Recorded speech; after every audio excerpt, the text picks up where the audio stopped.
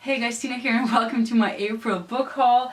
Again, I managed to acquire a few books and I'm going to talk about them. I've read a few, not as many as I should have, and there's a lot of BookTube SFF award nominees in here that I have to get to. I'm not going to catch up, but at least I want to get to some categories so I can, vote without me feeling guilty that I have not read all the books. Although there are categories where I don't even plan to read all the books, but still. The first book that I have here is Lake Silence by Anne Bishop. For some reason I almost forgot. And this is the continuation of her other series, which I already read and loved. And this is sort of a spin-off. We have different characters, but the world is the same. So nature is very powerful. It fights back when humans attack it. We have very different creatures, natural creatures such as werewolf, panthers, vampires. Then we have personifications of nature, natural phenomena such as thunder, lake, winter and such, and there are also a lot more dangerous natural things out there that we actually don't know about, or not entirely sure what they are. And we follow Vicky. She has just gone through a divorce and now she's trying to reestablish her life. In the divorce settlement, she sort of got this resort and she wants to make it functional again and get money from that. And a murder happens then and things go sort of southward for her in that regard, but she gets help. And it was a good book. I did not really love it as much as I love some of the other books in the series, and I think that had to do with Vicky. She was very, given what she went through in her marriage, she is very anxious, very jumpy. Her thoughts sort of flutter around and sometimes you would just intrude into the story and I was like, what is this here? And aside from that, it was really enjoyable to read. And I'm looking forward to the next book in the series. Then we're moving on to BookTube SFF Award nominees, and the first of those is Awaken Gods by Sylvain Duvel, which is book 2 in the Themius Files. This is a sci-fi series that starts off with sleeping giants, in which a girl falls into this giant metallic hand in the ground, and later on she's the researcher who's trying to figure out what this hand is, what it is made of, what can it do, where did it come from, and she has a whole team that is trying to do that as well. And the story is told through basically files of interviews, so it moves really fast. It's fast-paced. There's some scientific language in it, but it doesn't take away from the enjoyment of the story, at least not for me. So you don't have to be a scientist in order to enjoy these books. This book takes place 9 years after the events of the first one, and we have now visitors that we have no clue what to do about, how to react to them, how to respond to them, and we know nothing about what their intentions are. But soon things start to clear up and we get a lot of answers that we were looking for in book 1. I love these books. My favorite character is probably the interviewer as well as Mr. Burns. I just love those two, but the whole cast is very diverse. They have very different moral spectrums, so it's interesting to see things from more rational people, more emotional people, just how they respond to things, and I really enjoyed them very much.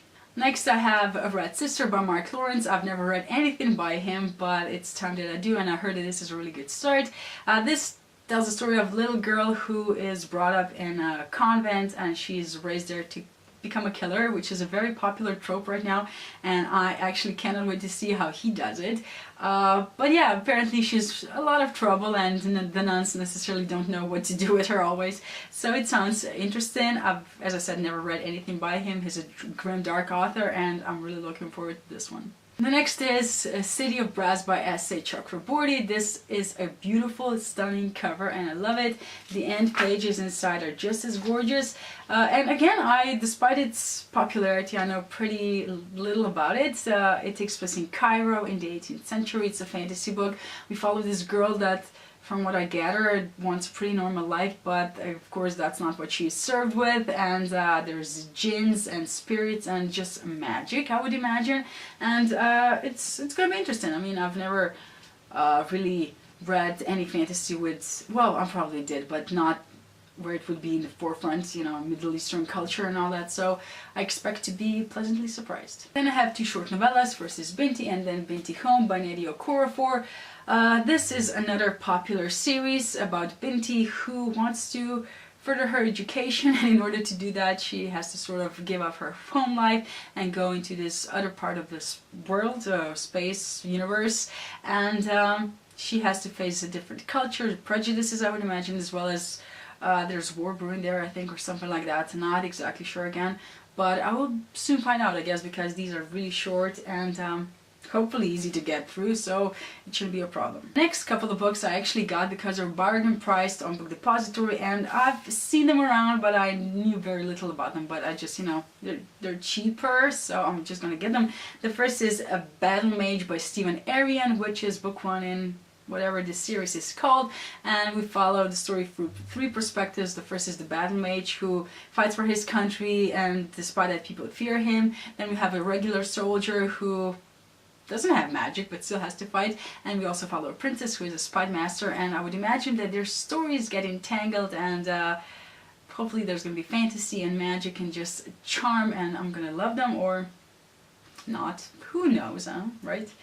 And then I also got 2 books in that same clicking expedition, and books 1 and 2 in the series, but only book 1 has arrived so far, which pisses me off, and I already wrote to Book Depository, and I think I'll write again. But the books that I'm talking about are actually books 1 and 2 in the Great Library series by Rachel Kane, and the first one that I have here is Incan Bone. This takes place in a world that is basically like ours, but the Great Library of Alexandria still exists, and knowledge, or especially reading, is very exclusive, is meant for scholars, but regular people do not have that opportunity because they don't have access to books except on the black market, and that is how Jesse actually, I think, probably gets acquainted with books, because his father runs the black market, or is part of the black market, and of course Jess was part of that, but at the beginning of the story he gets to become a scholar or something like that. Looking forward to this. I want to start a new young adult series, and this one sounds just great, you know, books, so what's not to like. Then I have a book that sort of scares me because it reminds me of another book, and I'm talking about Blood and Sand by C.V. Wick. This is a retelling sort of a Spartacus, of the Spartacus story, except that in this one Spartacus is a girl, and it scares me because it sort of reminds me, the synopsis sort of reminds me of An Amber in the Ashes, which I didn't enjoy that much.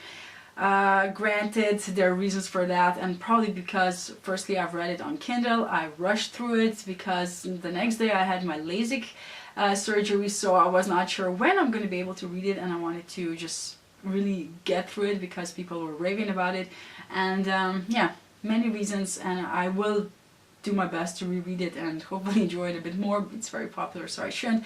But yeah, this is, I don't know, it just reminds me of that, but hopefully I will enjoy it.